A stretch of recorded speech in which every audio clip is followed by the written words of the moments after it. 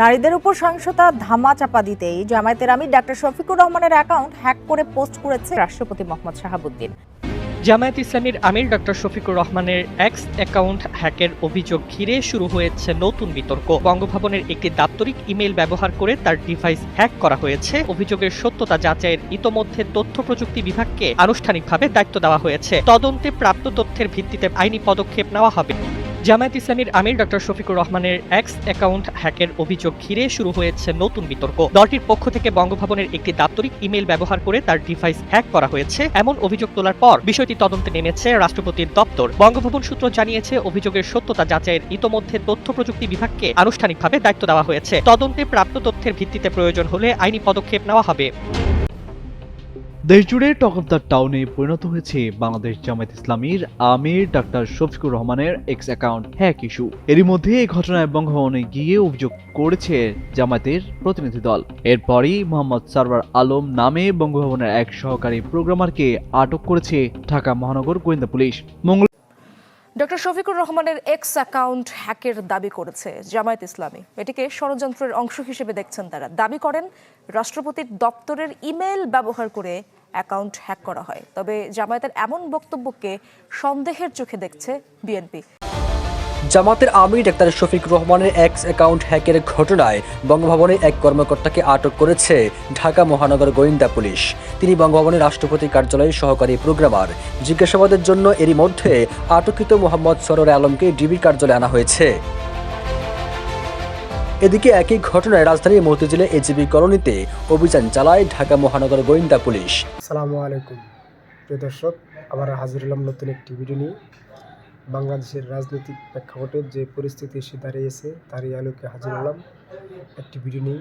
ইতিমধ্যে আপনারা ভিডিওর অংশবিশেষ দেখেছেন, অংশবিশেষ দেখেই বুঝতে পারছেন আজকে ভিডিওটা ঠিক কতটা গুরুত্বপূর্ণ হতে যাচ্ছে।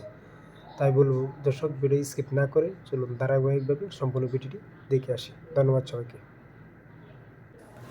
ডক্টর শফিকুর রহমানের এক্স অ্যাকাউন্ট হ্যাকের দাবি করেছে জামায়াত ইসলামী। এটিকে ষড়যন্ত্রের অংশ হিসেবে দেখছেন তারা। দাবি করেন রাষ্ট্রপতির দপ্তরের ইমেল ব্যবহার করে অ্যাকাউন্ট হ্যাক করা হয়। তবে জামায়াতের এমন বক্তব্যকে সন্দেহের চোখে দেখছে বিএনপি। আর নারী অপমাননার প্রতিবাদে ঢাকা বিশ্ববিদ্যালয়ে বিক্ষোভ করেছে ছাত্রদল। 24-এর আন্দোলনে নারীরা সম্মুখের সারিতে থেকে তাদের সমর্থন দিয়েছে এবং আন্দোলন সংগ্রামে সক্রিয়ভাবে অংশগ্রহণ করেছে। সেই নারীদের অবমাননা করে শফিক তুমি এদেশে থাকতে পারবে না। হাসিনাকে যেভাবে এদেশের মানুষ বিতাড়িত করেছে, আপনাকেও সেইভাবে বাংলাদেশের মানুষ প্রত্যাখ্যান করবে। আপনারা পুরুষ যারা আছেন, আপনাদের ঘরে স্ত্রী আছে, সন্তান আছে, তাদেরকেও রাজপথে নামার আমি আহ্বান করব।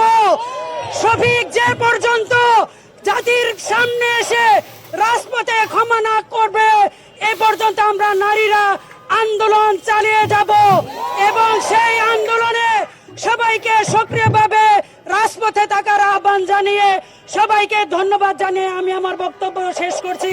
খোদা হাফেজ, বাংলাদেশ জিন্দাবাদ। আমরা এখানে একত্রিত হয়েছি সারা বাংলার নারীদের জন্য। আমাদের নিয়ে যে বক্তব্য দেওয়া হয়েছে আমরা সেটার প্রতিবাদ করি। আমি একটা বলতে চাই যে বাংলার নারীরা শুধুমাত্র এখানেই নয়, আমরা যদি দেখি ভাষা আন্দোলন থেকে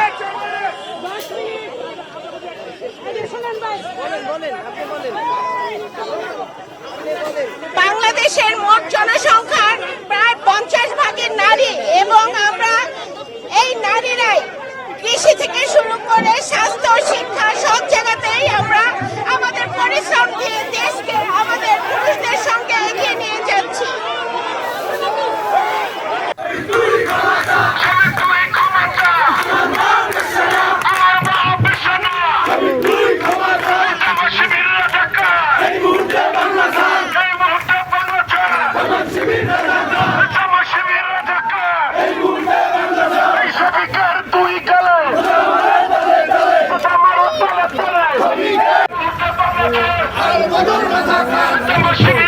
যেমন 1971 সালে আমাদের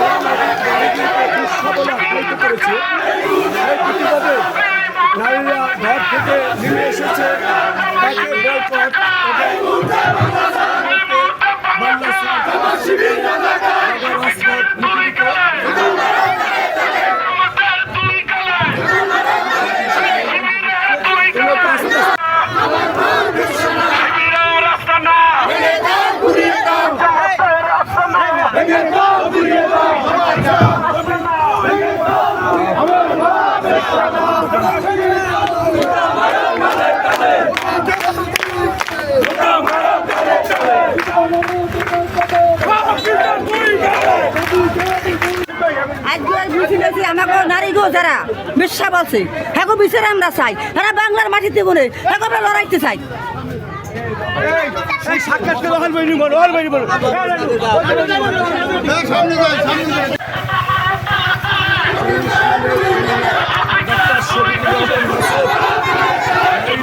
বাংলাদেশের নারীদেরকে পতিতা বলে আখ্যায়িত করেছে, এটার প্রতিবাদে সাধারণ জনগণ জামাতের আমির ডাক্তার শফিক রহমানের এক্স অ্যাকাউন্ট হ্যাকের ঘটনায় বঙ্গভবনের এক কর্মকর্তাকে আটক করেছে ঢাকা মহানগর গোয়েন্দা পুলিশ। তিনি বঙ্গভবনের রাষ্ট্রপতি কার্যালয়ের সহকারী প্রোগ্রামার। জিজ্ঞাসাবাদের জন্য এরই মধ্যে আটককৃত মোহাম্মদ সরোয়ার আলমকে ডিবি কার্যালয়ে আনা হয়েছে। এদিকে একই ঘটনায় রাজধানীর মতিঝিলে এজিবি কলোনিতে অভিযান চালায় ঢাকা মহানগর গোয়েন্দা পুলিশ। 3 ফেব্রুয়ারি দিবাগত রাত 12টার পর এই অভিযান শুরু হয়।